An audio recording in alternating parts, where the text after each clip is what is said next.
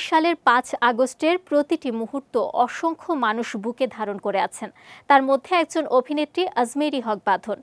নতুন বাংলাদেশ গড়ার সেই আন্দোলনের শুরু থেকে দৃশ্যমান ছিলেন এই অভিনেত্রী।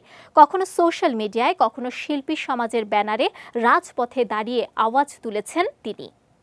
সেই ঘটনার ১ বছর পেরিয়ে গেল। এ উপলক্ষে আগস্টের শুরু থেকেই সামাজিক মাধ্যমে আন্দোলনের বিভিন্ন স্মৃতি ও অভিজ্ঞতা শেয়ার করছেন অভিনেত্রী। বিশেষ করে ২০২৪-এর ৫ আগস্ট দিনটির প্রতি তার আবেগ ছিল স্পষ্ট। ৫ আগস্ট সকালে ফেসবুকে একটি পোস্টে বাঁধন লেখেন, "আমি এই দিনটি চিরকাল মনে রাখব।" ৫ আগস্ট ২০২৪-এর সকাল ভয় আর আশায় ভরা, কিন্তু সাহস আর অটল দৃঢ়তায় পূর্ণ ছিল। কি এক মুহূর্ত ছিল, কি এক অভিজ্ঞতা!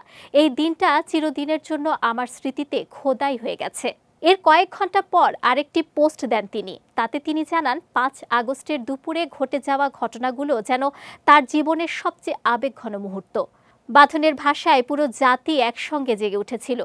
কেউ কেঁদেছে, কেউ হেসেছে, কেউ নেচেছে, কেউ স্লোগান দিচ্ছিল। বাতাসে ছিল স্বাধীনতার বিদ্যুৎ। সেই মুহূর্তটাই আমার জীবনের সবচেয়ে মূল্যবান স্মৃতি। আমি বাংলাদেশের মানুষদের নিয়ে গর্বিত। কি এক বিজয়, কি এক অসাধারণ সাফল্য!